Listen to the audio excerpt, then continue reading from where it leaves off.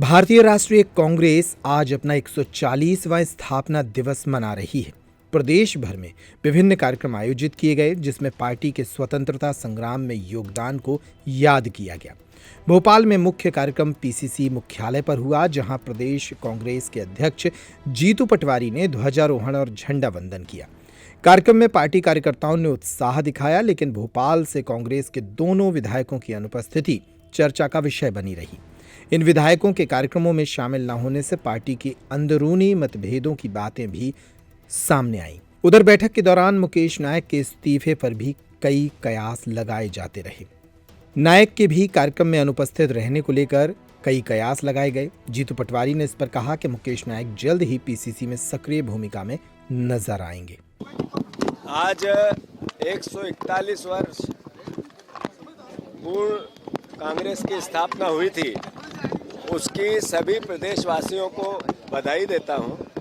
अनुरोध करता हूं कि आज हर कांग्रेसन प्रदेशवासी देश के संविधान को, देश के लोकतंत्र को, वोट के अधिकार को, इसके भाईचारे को और प्राचीन भारत का जो मूल भाव है, जो कांग्रेस का भी मूल भाव है, वसुधैव कुटुंब को, जो विश्व की कल्याण की बात करता है, जो प्राणियों में सद्भावना की बात करता है, वैसे ही देश में सर्वधर्म समभाव को आज कायम रखने के लिए कांग्रेस को मजबूत करने की आवश्यकता है।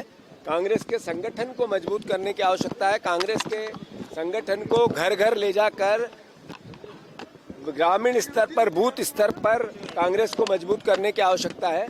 मैं फिर से देश को, प्रदेश को, देशवासियों को, प्रदेशवासियों को और कांग्रेस जनों को कांग्रेस के स्थापना दिवस पर ढेर सारी शुभकामनाएं देता हूं।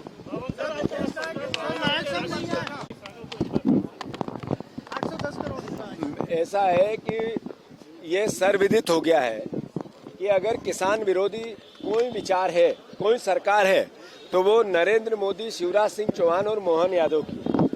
अगर भावांतर का आयोजन करके राशि डालने की बात आई, तो मैं सरकार से पूछना चाहता हूं कि सोयाबीन का कितने किसानों का ने सोयाबीन बोई थी, लगाई थी, फसल उगाई थी, और कितने संख्या में आप भावांतर दे रहे हो, जरा इसका आकलन करो।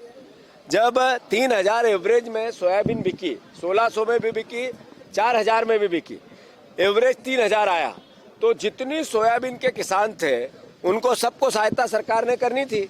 अब 800 करोड़ रुपए देकर किसानों का 8 लाख करोड़ का नुकसान करने वाली ये बीजेपी की सरकार। जो सोयाबीन के किसान हैं वो खून के आंसू रो रहे हैं।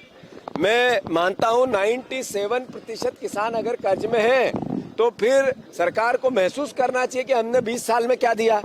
मैं किसान भाइयों से आग्रह करता हूं कि सरकार हमारी है, पर सरकार हमारे विरोधी है।